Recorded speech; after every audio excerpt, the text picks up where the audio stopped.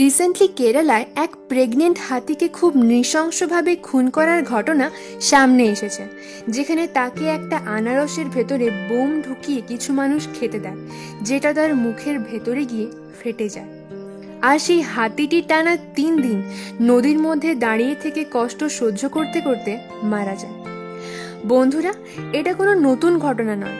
বেশিরভাগ ক্ষেত্রেই দেখা যায় মানুষ যতই জ্ঞানী হোক না কেন, তারা চিরকালই অবলা জীবদের ওপর অত্যাচার করে এসেছে, যার প্রমাণ আমাদের পুরাণেও পাওয়া যায়।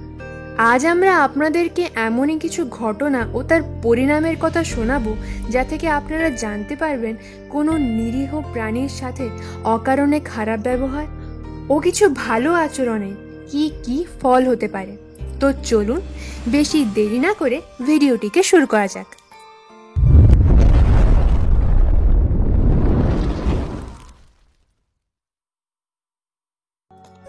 এই গল্পটার উল্লেখ পাওয়া যায় মহাভারতের আদি পর্বে।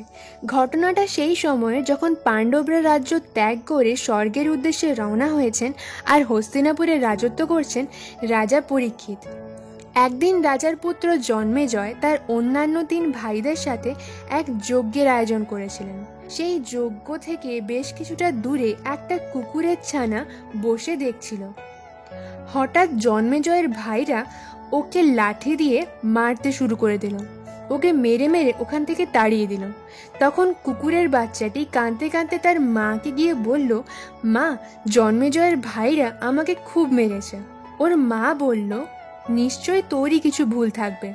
তখন উত্তরে ছানাটি বলে, না তো মা, আমি তো তাদের কোনো জিনিসের দিকে মুখ দিইনি, এমনকি আমি কোনো জিনিসের দিকে তাকিয়ে জীবও চাটিনি। তার মায়ের খুব দুঃখ হলো।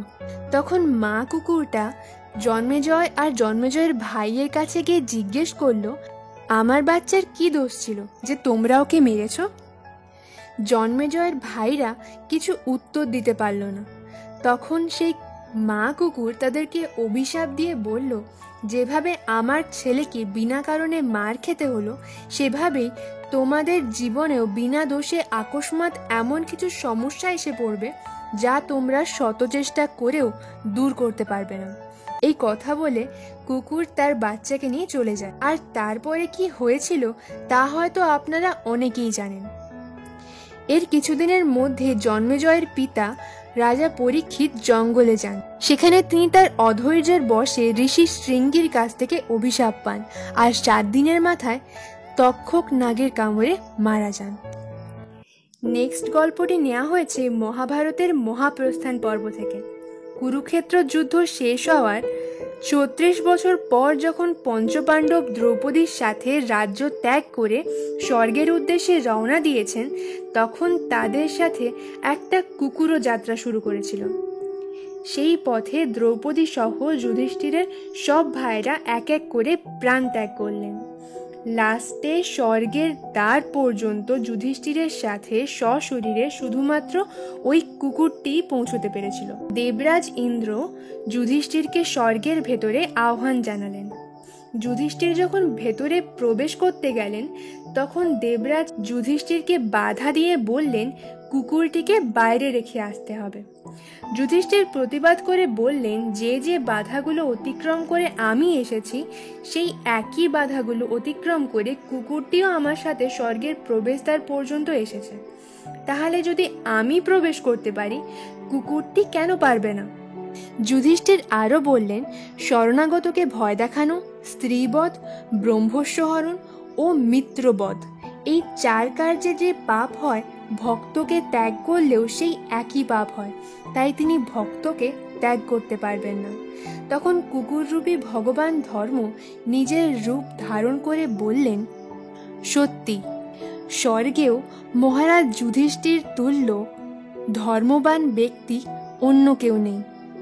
তখন তিনি সশরীরে স্বর্গারোহণ করে অক্ষয় লোক লাভ করলেন। বন্ধুরা, আপনারা প্রথম গল্প থেকে দেখলেন যে এক নির্দোষ প্রাণীর ওপর অকারণে আঘাত করলে পরিণতি কত ভয়ঙ্কর হতে পারে। তেমনি দ্বিতীয় গল্পটি প্রমাণ করে তাদের সাথে উচিত ও ন্যায়পূর্ণ ব্যবহার করলে জীবন কত স্বর্গময় হতে পারে। এই গল্পগুলোতে কুকুরের নিজের মুখে কথা বলা, অভিশাপ দেওয়া আপনাদের হয়তো খুব অবিশ্বাস্য মনে হতে পারে, কিন্তু ভাবুন তো, ওই হাতিটি ও তার পেটে থাকা বাচ্চাটি কষ্ট সহ্য করতে করতে মারা গেল। তারা আমাদেরকে কোনো অভিশাপ দিয়ে যায়নি তো? আজ এই পরিবেশে করোনা, শস্য নষ্ট, ভূমিকম্প, ঘূর্ণিঝড় ইত্যাদি দুর্যোগ নিরীহ প্রাণীদের হত্যার ফল নয় তো? আপনাদের কি মনে হয়? আমাদের চ্যানেলে 200 সাবস্ক্রাইবার কমপ্লিট হওয়ার উপলক্ষে শুধুমাত্র আপনাদের জন্য আমরা নিয়ে এসেছি একটা নতুন সিরিজ, সত্যি গল্প। সত্যি কোনো গল্প নাকি সত্যি গল্প, অর্থাৎ স্টোরিটা সত্যিও হতে পারে, আবার শুধুমাত্র গল্পও হতে পারে, যেখানে আপনাদের জানা বা আপনাদের লেখা কিছু রহস্যময় বা ভৌতিক গল্প আমাদেরকে পাঠাতে পারেন ইমেল অ্যাড্রেসের মাধ্যমে। সেই গল্পগুলোর মধ্যে যেই গল্পগুলো আমাদের সবথেকে বেশি ভালো লাগবে আর ইন্টারেস্টিং লাগবে, সেই গল্পগুলোকে আমরা আমাদের চ্যানেলে পড়ে শোনাবো, আর আপনাদেরকেও as a writer credit Dev.